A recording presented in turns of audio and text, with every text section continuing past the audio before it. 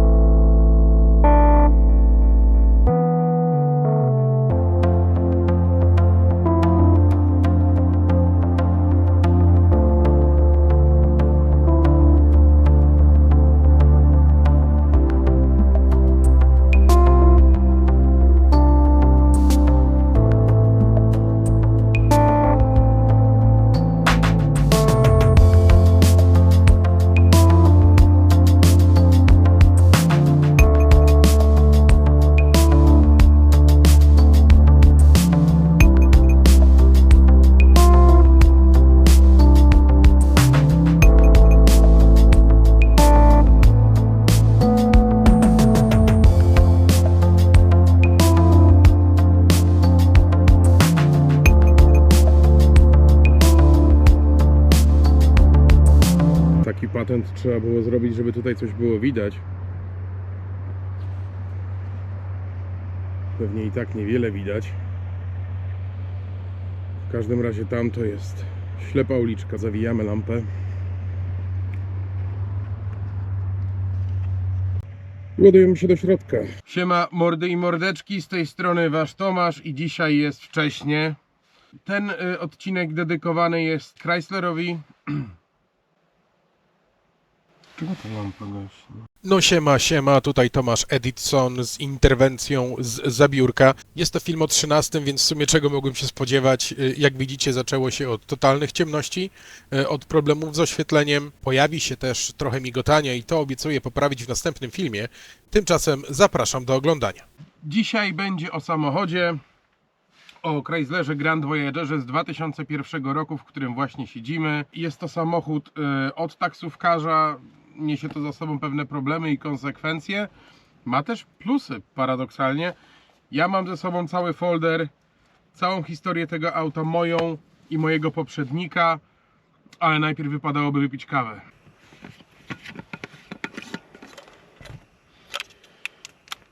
Dzisiaj mamy 3 w 1.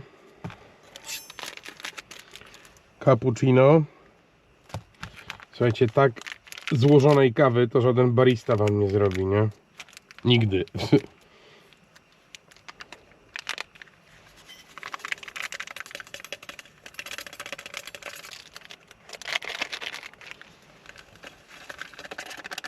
Gotuje się.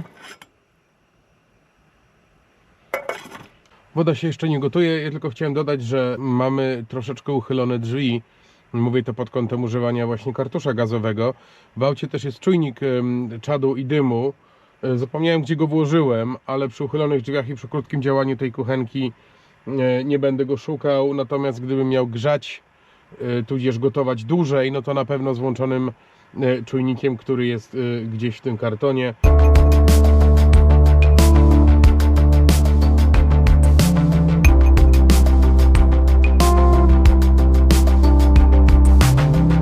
Zanim zaczniemy rozmawiać o aucie, chciałem wam pokazać jeszcze tajną broń na kondensację. Jest to narzędzie, i to nie jest reklama, nic z tych rzeczy, ale jest to narzędzie, którego nazwę producenta 70% Polaków wypowiada źle. Zobaczmy, czy da radę.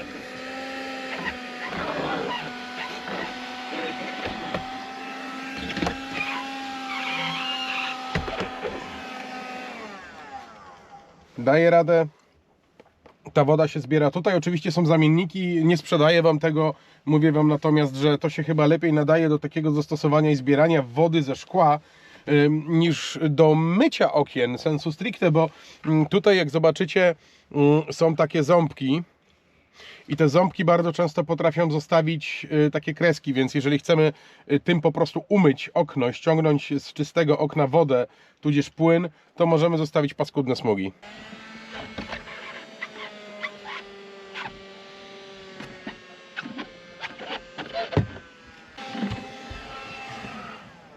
Przy sobie mam folder, a W tym folderze mam i swoje, i poprzednika rachunki, książki serwisowe, faktury, historie. Tak jak wspominałem, ja to auto kupiłem od taksówkarza. Był to szósty Chrysler, którego oglądałem. Oglądałem auta i właściwie też najtańszy, żeby było śmieszniej, bo oglądałem też auta, które były 2,5 raza droższe niż ten, a ten sumarycznie okazał się najlepszym kompromisem, bo te drogie były za drogie, a te niewiele droższe były złomami, a ten jest po prostu perspektywiczny, aczkolwiek wymagał wiele pracy. Na pierwszy rzut poszedł gaz. Tam wymieniłem listwy wtryskiwaczy, obie, bo to jest V6, więc listwa z 3 wtryskami 2 razy. Przewody, filtry i tam były jeszcze, z tego co pamiętam, jakieś, jak one się nazywają? Zawory.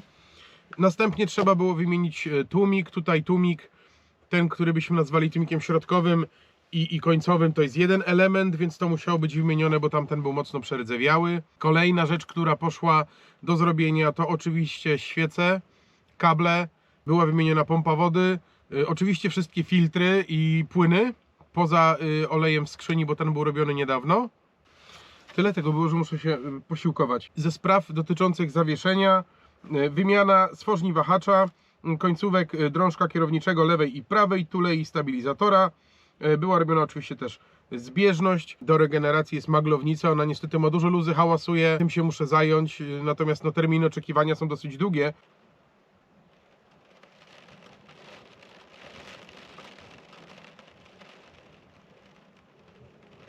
Były też elementy elektryki, rekonstruowana była, jeśli mogę tak powiedzieć, wiązka silnika pod maską.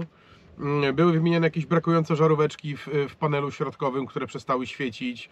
W ogóle takie rzeczy, wiecie, jak żarówki, wycieraczki, pierdoły, dywaniki, to też wszystko było zrobione. Patrzę teraz właśnie na fakturę, którą chcę powiązać z tym taksówkarzem, bo ten facet tym autem na taksówce jeździł przez rok i potem to auto sprzedał.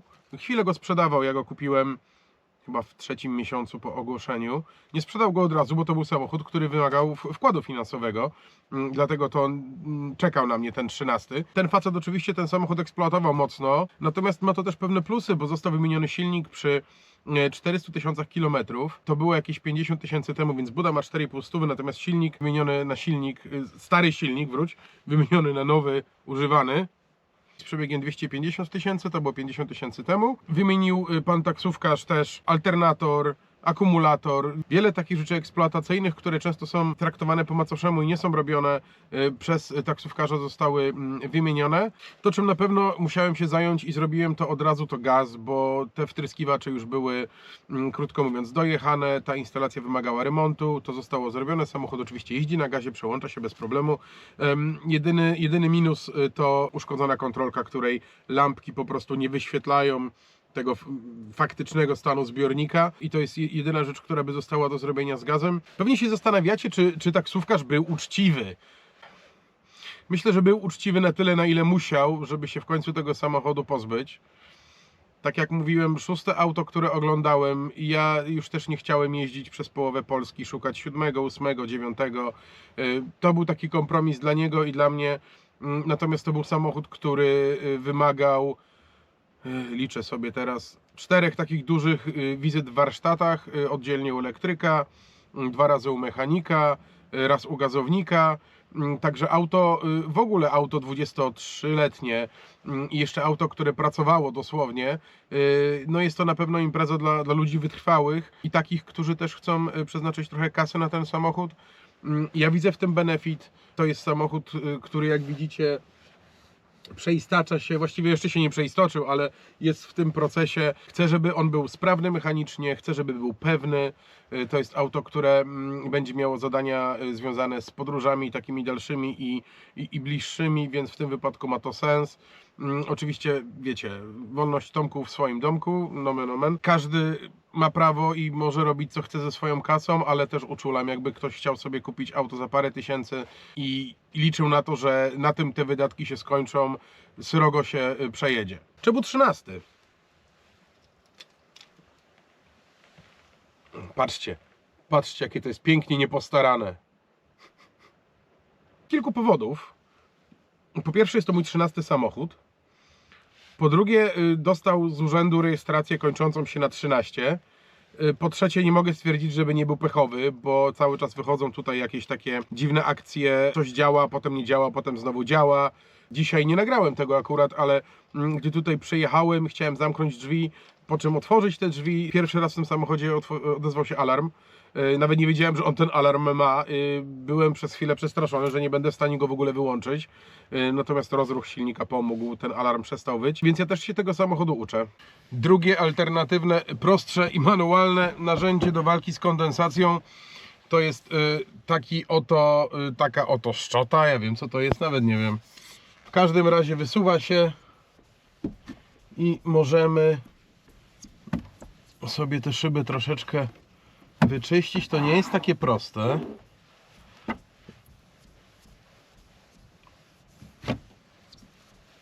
Maszyną elektryczną jest łatwiej. Natomiast szyba jest wypukła i ma jeszcze te druciki od ogrzewania i ta przystawka nie chce do końca dobrze zbierać. To natomiast jest bardzo spoko. Jak już zauważyliście, na pewno nie ma ze mną Winstona.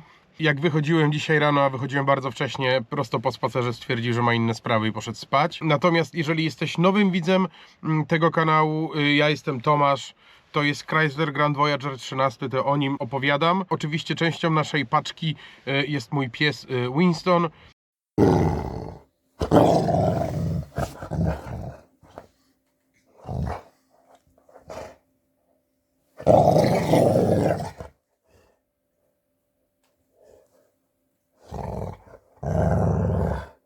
Co, piesku?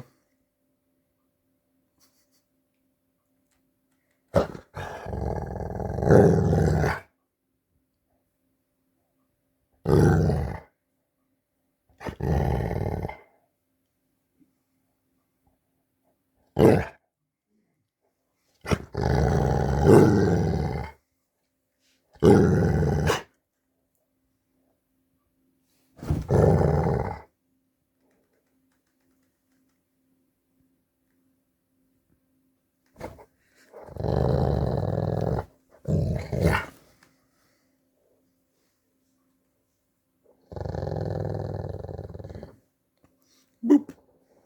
Bup.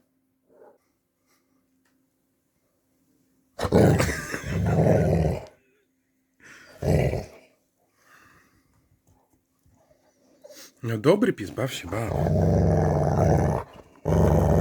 Chciałbym też Wam podziękować, bo ten kanał i filmy, które tutaj wrzucam, one funkcjonują od 1 stycznia, wtedy został wrzucony pierwszy film i tutaj chciałbym Wam pokazać, mam nadzieję, że to widzicie. Mamy już 238 subskrybentów, 3000 wyświetleń i ponad 100 godzin oglądania. Bardzo mnie to cieszy i bardzo Wam też dziękuję, że chcecie tutaj być i wiem, że to jest jeszcze za wcześnie, żeby mówić, że tutaj tak naprawdę jesteście, ale zapraszam. Nie planuję stąd zniknąć, chciałbym robić jakieś fajne rzeczy też dla siebie i dla Was, i dla psa. Także zapraszam do śledzenia, zapraszam do playlisty. Używajcie sobie tej przestrzeni, jeżeli macie coś do zaproponowania, komentarze, uwagi, sugestie, feedback, bardzo proszę. Druko.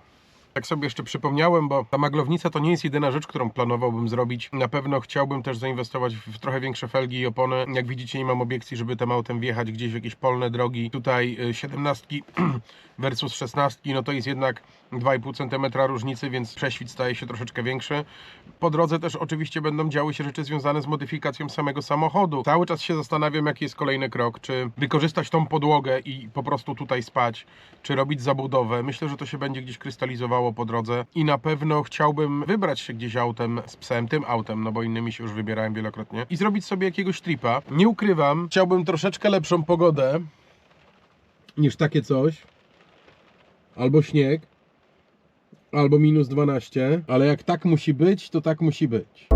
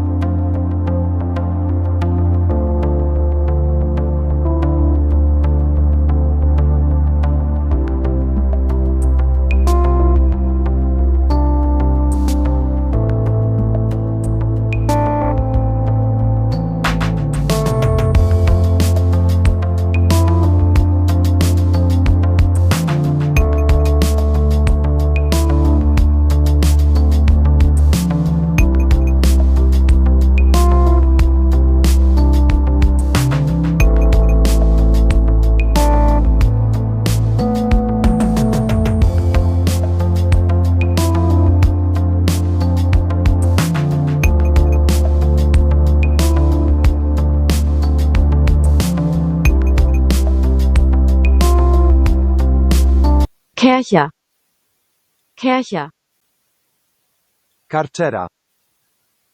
Karczera.